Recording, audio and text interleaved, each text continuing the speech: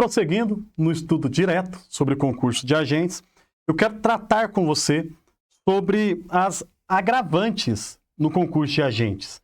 Isso, inclusive, é tratado no artigo 53 e no parágrafo 2º. Então, pode colocar aí, ó, agravamento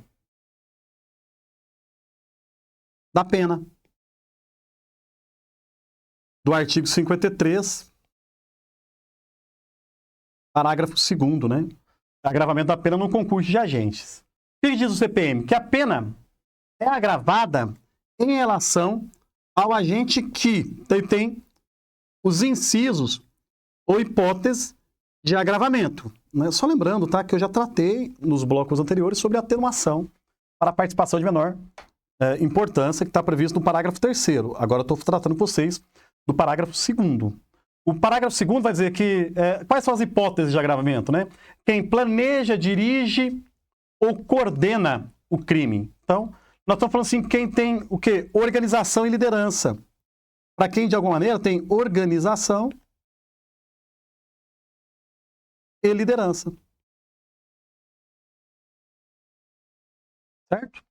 Agora, também vai agravar a pena, né? Para quem o quê? Coage, força outro a cometer o crime. Então, a coação também é uma hipótese de agravamento da pena. Eu posso dar exemplo aqui, né? Um sargento que ameaça um recruta para furtar as munições. Aí ele está lá coagindo o recruta. Na organização de liderança, posso falar um tenente que organiza um esquema de corrupção. Né? Ele vai ter a sua pena agravada também por estar planejando, dirigindo e coordenando a ação criminosa. Certo? Quem instiga um inimputável, ordena ou convence um menor ou incapaz a cometer o crime. Então, olha só, uma instigação de inimputável. Quem usa o inimputável? Né? Quem usa o inimputável, não só a instigação, mas convence, né, ou ordena um menor, um incapaz, um inimputável, praticar o ilícito. Não é o militar que induz o menor a invadir uma base, subtrair armamento. Ele é autor imediato e vai ter sua pena agravada por força, né, de determinação legal. E quem também pratica o crime mediante pagamento, né?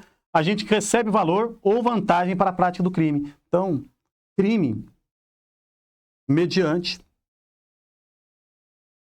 pagamento. Certo? Isso aqui são as hipóteses de agravamento da pena. Lembrando que, além do agravamento, eu tenho a atenuação. Essa atenuação, né, ela está no artigo 53 também,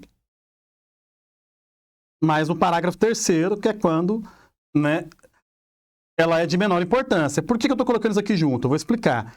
Porque se você ler o artigo 53, parágrafo 2º e parágrafo 3º, você vai ver que a lei penal militar, ela não delimita o quanto de agravação. Ela não traz o limite da agravação.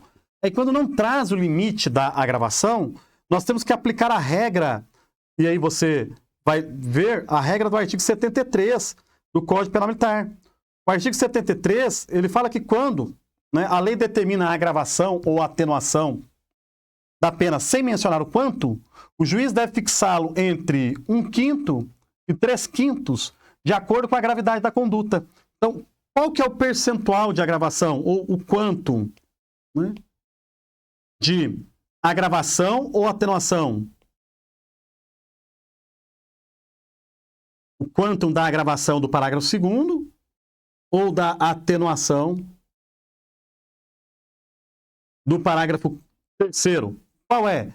É a aplicação da regra do artigo 73. O artigo 73 do CPM fala que esse quantum é de 1/5 a 1/3. Tá bom? De acordo com a gravidade da conduta. Né? De acordo com a gravidade da conduta. Então, eu posso dar um exemplo, né? Imagina que o militar, ele organizou um crime, tá bom? Ele vai responder pelo crime com a pena base. Imagina que o juiz fixou lá a pena base em 5 anos. Como ele organizou, né, a organização do crime é uma hipótese de agravamento.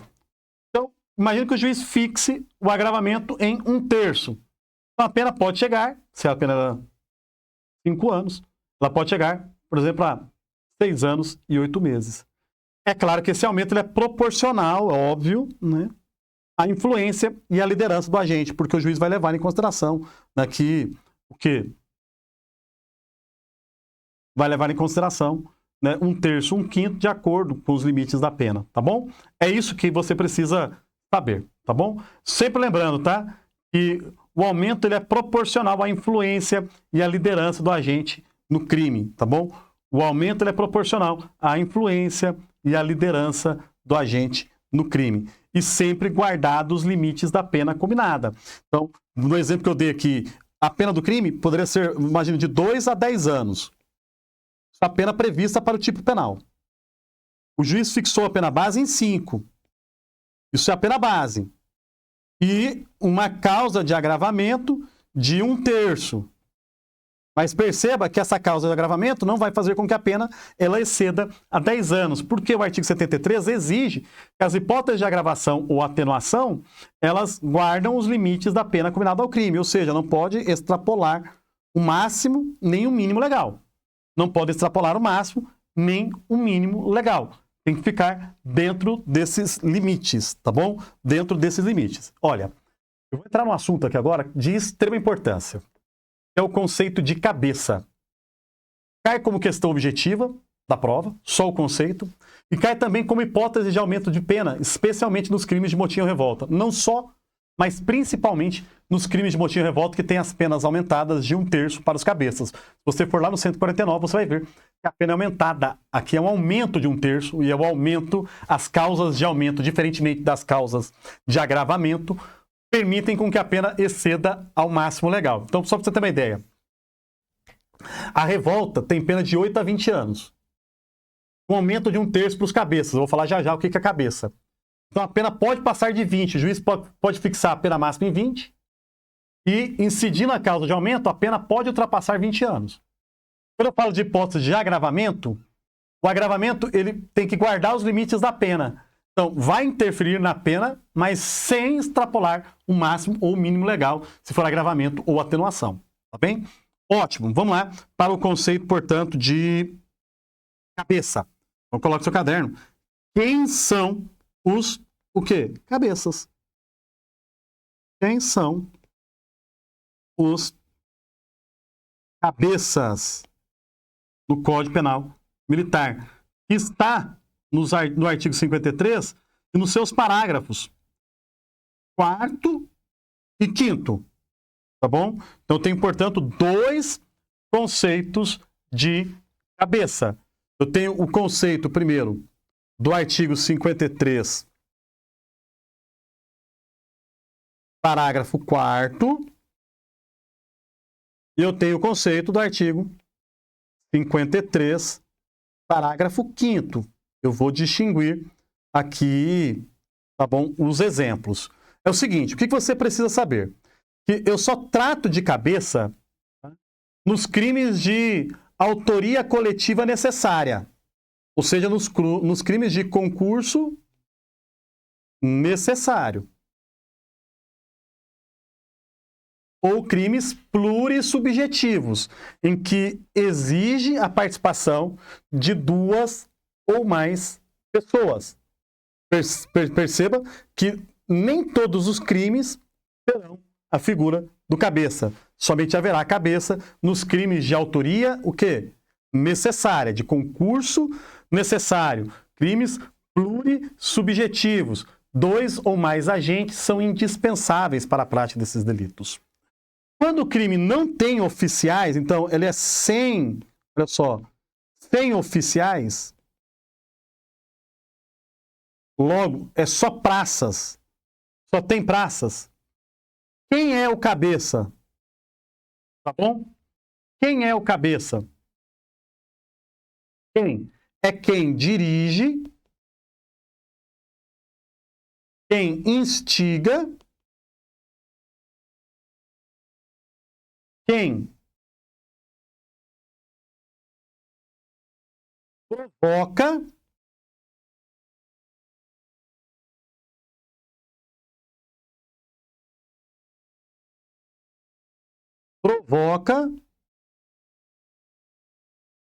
ou excita a ação.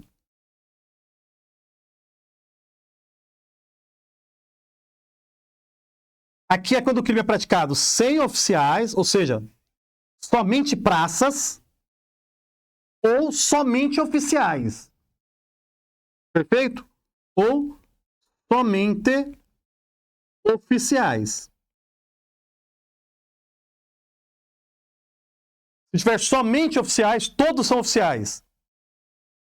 Quem são os cabeças? Quem dirige, instiga, provoca ou excita a ação criminosa. Beleza? Agora, olha só. Quando o crime ele é praticado, e aqui o exemplo muda um pouquinho, tá? Então eu posso dizer lá no crime de motim ou revolta, só exemplificando antes de ir para o próximo, né?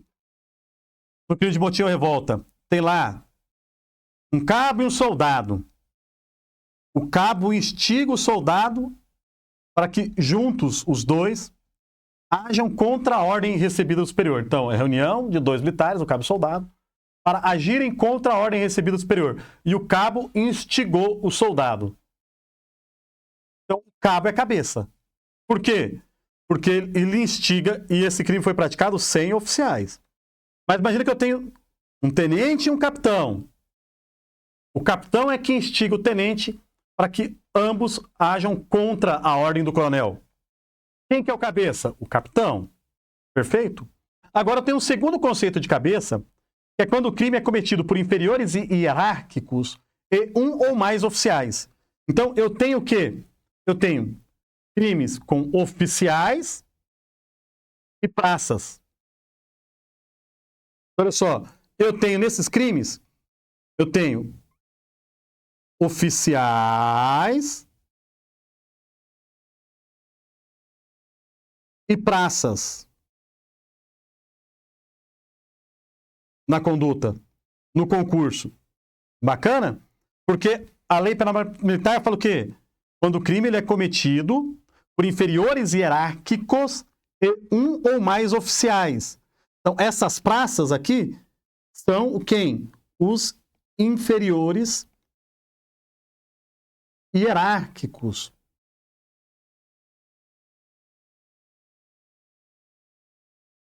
Tratados pelo CPM.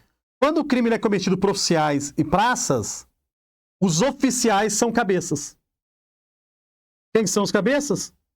Estes são cabeças. Tá bom? Enquanto que, quando eu só tenho praças ou só tenho oficiais, cabeças são quem dirige, instiga, provoca ou excita a ação. Esses aqui é que são cabeças. Perceba que são hipóteses distintas. Aqui não. Eu tenho, imagina, um capitão e dois soldados que agem contra a ordem recebida do superior. Quem que é o cabeça? O capitão. Independentemente se esse capitão tiver dirigido, instigado, provocado ou executado ou excitado a ação criminosa. Por quê? Porque o capitão, ele é um oficial e praticou o crime junto com as praças e por isso só, ele já reputa-se cabeça. Entretanto, a parte final do artigo 53, parágrafo 5º, ele fala que quando, né, por exemplo, também reputam-se cabeças, quem? Os inferiores que exercem função de oficial. Estou falando de praças que exercem função de comando. Por exemplo, nas polícias militares, a praça que exerce função de CPU, comandante de policiamento da unidade. Por exercer função de comando, eles se equiparam aos oficiais. Então, o que diz o CPM? Assim como os inferiores que exercem função de oficiais. Então, olha só. Os subordinados que atuam como função de oficiais também são cabeças. Quem são também? Além dos oficiais? Quem são também? Posso colocar aqui, ó. Quem são cabeças, além dos oficiais? As praças. O código não fala praça, fala inferiores hierárquicos. É eu quem estou dizendo que você deve interpretar isso aqui como, deixar mais organizadinho, como quem? Inferiores hierárquicos, tá bom? Inferiores superiores hierárquicos que exercem o quê? Função de oficial. E exercem função de oficial. Aí esses aqui são também considerados o quê? Essas crianças são crianças também consideradas cabeças do CPM. Então, se tem lá uma praça que exerce função de oficial, o exemplo que eu narrei, né? Um sargento, um subtenente, exerce a função de CPU, por exemplo. Ele é uma praça que exerce função de oficial e se ele pratica junto com outras praças o crime, ele também é considerado cabeça à luz do Código Penal Militar, tá bom? Ele é também considerado cabeça à luz do CPM. Olha, eu consegui aqui encerrar muito bem com vocês o concurso de agentes, na verdade, o artigo 53. Para encerrar esse tema, da melhor maneira possível, ainda neste bloco, no artigo 54 nós temos os casos de inimputabilidade. Então, eu vou encerrar a aula aqui agora, analisando o artigo 54, os casos de impunibilidade no concurso de agentes, tá bom? Casos de impunibilidade.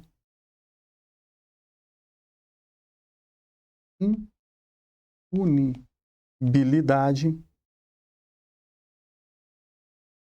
no concurso de agentes. Na realidade, é porque esse artigo está aqui dentro do título, né? Do título concurso de agentes, mas eu já trabalhei isso com vocês. O que diz o artigo 54 é que o ajuste, a determinação ou a instigação e o auxílio, salvo disposição em contrário, não são puníveis se o crime não chega pelo menos a ser o quê? Tentado. Então, dentro da análise lá do iter criminis, que eu já falei para você isso aqui, dentro da análise do iter criminis, já trouxe isso para vocês, nós temos as 4 etapas do iter criminis, que eu vou mais uma vez aqui colocar, né, que é a cogitação, a preparação, a execução e a consumação. O que o artigo 54 está dizendo? Que o ajuste é o acordo, né? Daria uma hipótese de concurso, que eu posso colocar ajuste é concurso. O ajuste. A determinação, a vontade mesmo, né? Determinação, que é a vontade.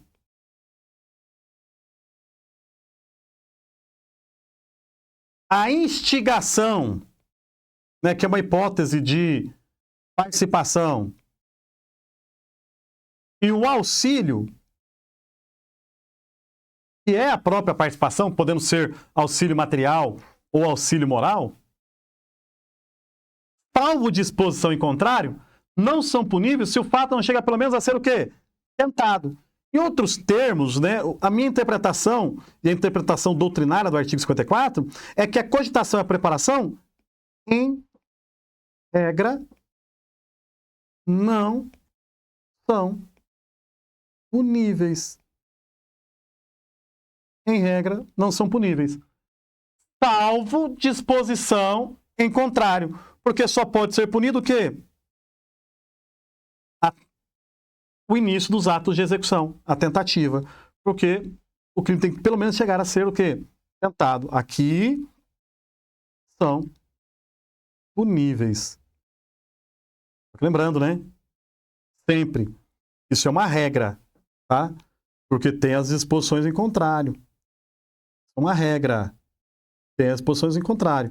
E um exemplo de exceção à regra, que é a exceção que mais cai em prova, é o artigo 152 do CPM, que trata do crime de conspiração. E a conspiração, ela é punível. A conspiração, ela é punível. E a conspiração é um ajuste para o motim ou revolta. Eu falar concerto de militares, e a expressão concerto Conserto é o quê? Ajuste. Conserto de militares para a prática de motim e revolta é o ajuste, já é punível porque tem uma disposição em contrário. Logo, está de acordo com a regra do artigo 54, que diz que, em regra, não são puníveis, salvo disposição em contrário. Olha,